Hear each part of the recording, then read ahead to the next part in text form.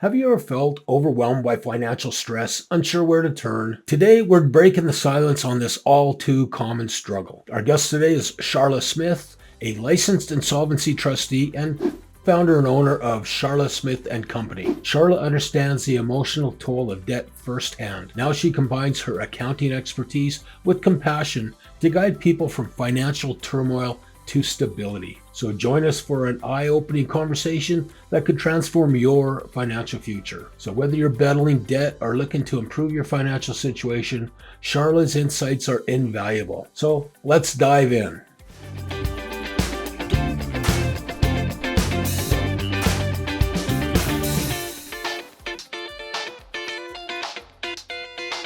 Hello, today we're here with Charla Smith, a licensed insolvency trustee, to discuss the critical topic of debt management and the various options available to those facing financial challenges. So, hey, Charla, thank you for joining us today. Hi, Greg. Thanks for having me. Excellent. Great. So before we dive into the technical aspects of debt management and insolvency, I'd love to hear a little more about your personal journey. So what inspired you to become a licensed insolvency trustee, particularly with your preference to work with individuals rather than corporate restructuring? Yeah, well, I have a background in accounting and corporate restructuring, and while both were interesting and rewarding, I didn't quite feel that they tapped into my passion to help people. So I come from sort of a low income background. I have lots of family that, have struggled with money.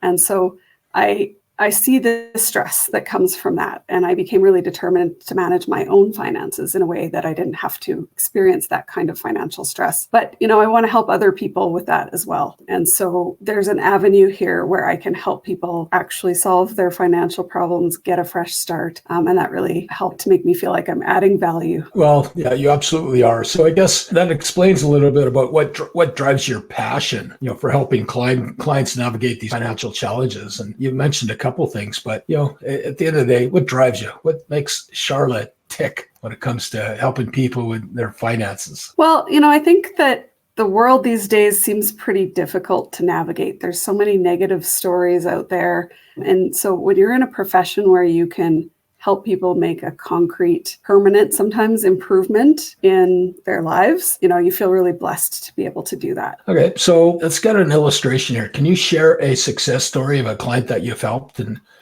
we'd love to hear that kind of their circumstances before working with you, and what it looked like after they worked with you. What was the outcomes? I'll start by saying that there's no sort of typical situation. We see all kinds of situations where people end up in financial difficulty, but I'll give you an example. So we had a couple come to us with some serious tax debt. So the reason for that debt was that they had a son who was struggling very seriously with some health issues, and they had to make the difficult choice to use money that they should have otherwise used to pay their taxes to essentially save his life. They had a bunch of house equity and they had good income, but realistically, they didn't have enough money to be able to fully repay the debt. And so they knew they were in trouble. So with Canada Revenue Agency as a creditor, it can be very difficult. They have some really strong powers for collection. And so they needed someone to step in and help them manage that. So we helped them with a proposal to Canada Revenue Agency where we offered significant repayment, but not full repayment based on their ability to pay. And that really helped them get a deal that was doable for them, so that they could kind of take some of that stress off of them while they continued to deal with helping their son. They didn't have to still deal with the stress of that debt hanging over them and not knowing what was going to happen from it. Wow. Just as a comment, to be able to be forced to make the decision between the life and health of your kid versus paying taxes. I know what most of us are going to choose, but again, as you say, the CRA has got a big nasty stick and they're not afraid to use it. So kudos on you for being able to be there as a guide and a coach and to walk them through that process and help them realize some peace of mind at the end of the day. So that's a cool story, Charla. Yeah, and to be honest, most people that we help are in a situation where the circumstances that they find themselves in are not something they necessarily would have foreseen and be able to plan for. And so there needs to be that mechanism to get out from under an unrealistic debt load, to be able to move on and sort of contribute to society financially in a positive way going forward. Okay. So yeah, you used the term proposal. So maybe for those of us who might not be unfamiliar, could you explain what the terms insolvency and consumer proposal actually mean? Sure. So insolvency is a state of not being able to afford your debt. So there's a couple of ways you can be insolvent. One is what we call the balance sheet test. So on a balance sheet, are your assets enough to cover your debts? So that's one way you can be insolvent, is if you sold your assets today and it wouldn't be enough to cover your debts. Another way you can be insolvent is on a cash flow basis. So maybe you have sufficient assets, but they aren't liquid, right? And so you need to be able to manage the payments that are coming due as they become due. And if you can't do that, then you may be insolvent on a cash flow basis. So that's insolvency. A proposal is one way to deal with insolvency. It's a mechanism to get relief from the debt that you can't afford. Another option for that is bankruptcy. There are, of course, other options as well, but a consumer proposal and bankruptcy are two options that are available under Canadian law to deal with insolvent situations. Okay, so given that case, can you compare the advantages and disadvantages of declaring bankruptcy versus filing a consumer proposal? Sure, yeah, and I mean, let me start by saying that the answer to that is very highly dependent on a person's situation. So there are some general things that I can talk about, but it's very important, if you want to know which of those options might be better for you, or if either of them are viable or a good idea, that you talk to a professional who has that experience to be able to look at the context of your situation and apply that to what would a bankruptcy look like? What would a consumer proposal look like? But generally speaking, I can say that one of the big differences between the two is how you get certainty over your plan going forward. So in a consumer proposal, for example, you make an offer to your creditors and they vote on it. And so once they've voted yes for the proposal and it gets approved by the court, which is a second step, you now have a plan. You can build your budget around it. You can build your financial goals around it. So it is definitely providing you sort of early certainty about what your situation is going to look like. And it provides certainty for your creditors as well. In the case of a bankruptcy, you have to go through a process that lasts a certain period of time, again, depending on your circumstances. And it's not until you get to the end that you have that certainty of, well, how much am I going to have to pay? What am I going to lose?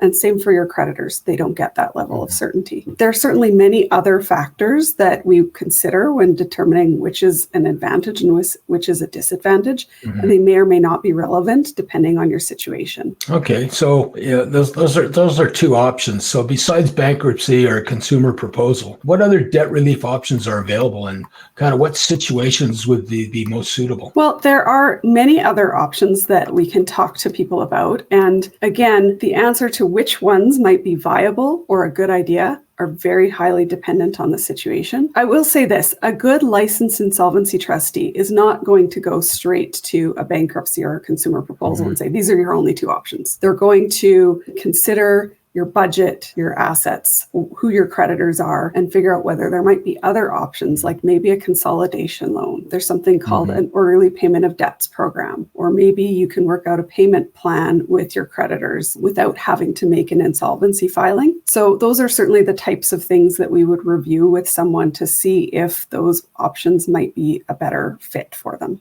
Okay. So is it possible for an individual to recover after an insolvency filing? If so, how would you recommend they do that? Definitely. So when an individual enters into an insolvency filing, there's an end game. In the case of a proposal, there's a time period for them to complete the proposal. In the case of a bankruptcy, they get discharged after a certain amount of time, again, depending on the circumstances. The only time you don't get the relief that you're looking for is when you don't complete the process. So it's very important that you follow through all of the steps that are required. But assuming that you complete the process, there is a relief from the remaining unpaid debt. And there's also eventually going to be the ability to rebuild your credit. There is an impact for a period of time on your credit report from either of those things, but eventually it does not show up anymore. And so So we work with people. There's financial counseling involved in either of those processes to talk about what are the next steps to make sure that you get a full recovery and a fresh start. This could be, under financial planning 101, but what preventative measures can an individual take to avoid financial insolvency? Yeah, there's definitely a lot of things we can talk about when it comes to that. I think probably the biggest thing is having an emergency fund. I will step back and say that I don't think there are very many people who are completely immune to the possibility of ending up insolvent. Many of the people we work with have suffered a series of completely unpredictable circumstances that are outside their control that have led to their insolvency. So unless you have, a very rich family member that can bail you out, most people can't withstand, anything that could happen. But the things that can help you potentially withstand that, an emergency fund is very important. Speaking to a professional about insurance that might cover you in the case of something like a critical illness. Definitely keeping your debt levels low. The higher your debt level is, the more susceptible you are to potential unplanned, unforeseen circumstances. And whenever possible, I would try not to rely too heavily on one thing to, make it all work. So having a career that you can't pivot from, renting a place with a roommate that you couldn't afford on your own if they moved out, using every dollar of credit that's available to you. Even something that seems like a good idea, like living on a very sort of miserly budget, can make it hard to deal with reality when that isn't actually something you can really not relying on one thing to make it all work for you is one way to prevent being in a shock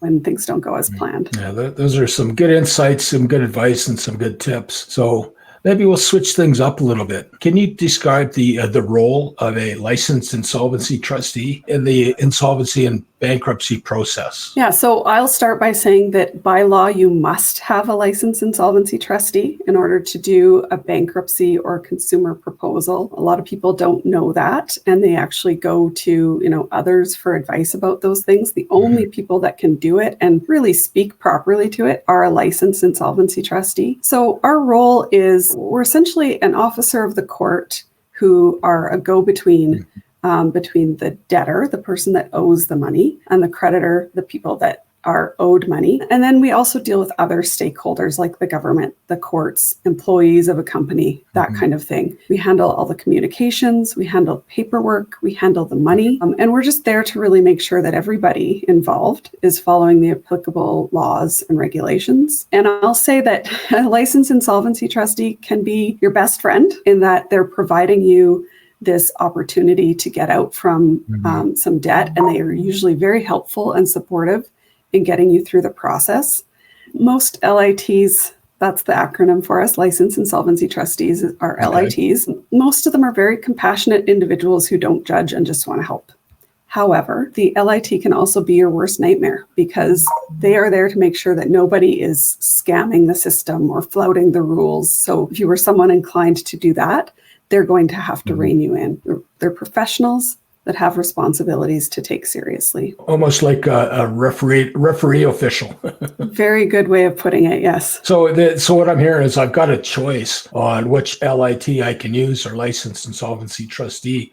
So how would you recommend people go about choosing the LIT that's going to work for them? And again, I've heard the term that LIT pitches, I'm here to represent you. Is that actually accurate? Not entirely, no. So an LIT is going to look to help you with the situation when you come to them for advice, but they're not there necessarily to represent you. Like I said, our role is to make sure that everybody is following all of the rules. We're like a referee, as you said. So we have a responsibility to every stakeholder in the process, and we can't sort of take sides. That said, it is important to find an LIT who's the right fit for you. All licensed insolvency trustees are highly trained experts in insolvency. So you're going to get a base of knowledge, but we're all independent businesses. We're not employees of the court or the government. So every LIT firm is going to have different corporate cultures and ways that they work, just like any other type of professional that you might work with. So it's, you want to know how they work. And I will say you cannot fire your licensed insolvency trustee once they're in the process, which is actually kind of interesting. Even though you've come to us, once we've been appointed, we're actually appointed by the government. And so you can't quit, we can't quit. We're in this together. So you really want to do your homework before you file anything or pay anything. So that's things like checking out the reviews, maybe check the Better Business Bureau to see if they're accredited and what their rating is, asking other people who have filed an insolvency, even other professionals like maybe a lawyer or an accountant or a not-for-profit credit counselor might have more experience with LITs than you do and be able to give you some advice. I would also say you could maybe call them up and see how responsive they are, because that's going to give you an idea of what it's like to work with them. Yeah, no doubt. Do they call you right back, or does it take 3 weeks to get a return phone call? Okay, cool. So, finally, what are kind of the top 3 mistakes or misconceptions that people have about insolvency and bankruptcy? Well, there's definitely a lot of misconceptions out there. I would say that the internet gets a lot of things wrong when it comes to insolvency. So, good question. So, I would say that a big misconception about bankruptcy in particular is that you're going to lose everything. You're going to have nothing left. In fact, in a bankruptcy, a lot of people don't lose any of their assets for a few reasons. One is that there's provincial laws that exempt certain assets from seizure in bankruptcy, because you need to be able to have a foundation from which to build so that you're not just reliant on, government supports while you're in bankruptcy. And, if you've got, for example, secured assets like a car with a loan on it or a house with a mortgage on it, as long as you can continue to maintain those payments, typically you do get to keep those assets, not always. Another common misconception is that your credit is going to be destroyed forever. You will never get credit again, or you'll have to pay extremely high rates. That is not necessarily the case. So there are timelines for how long the insolvency filing stays on your credit report. So for example, in a bankruptcy, it's the period of the bankruptcy plus 6 years. In a proposal, it's the period of the proposal plus up to 3 years for a maximum total of 6. So it's something where you do eventually not have it showing up on your report, but even while it's still showing up, there are strategies that you can use to start rebuilding even while you're in the process, such that you can potentially, if you're doing it all right, get access to good rates on credit, even as it's still showing up on your report. Okay, well, hey, Charla, thanks again. Your insights have been incredibly valuable. Your expertise and dedication to consumer debt and debt management are truly commendable.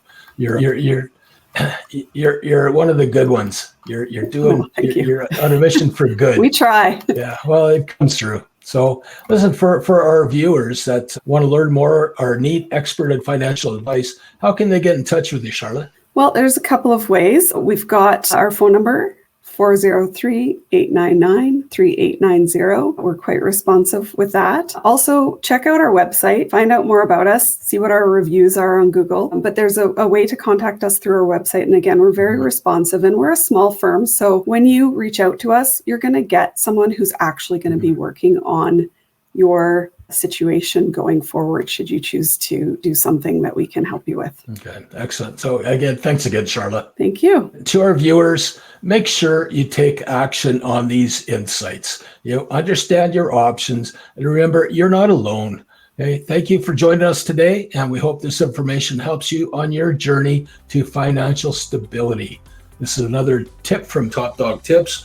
Signing off. Stay tuned for more Top Dog Tips. We'll continue to bring you expert advice and inspiring stories to help you thrive in all aspects of your life and business. Until next time, take care.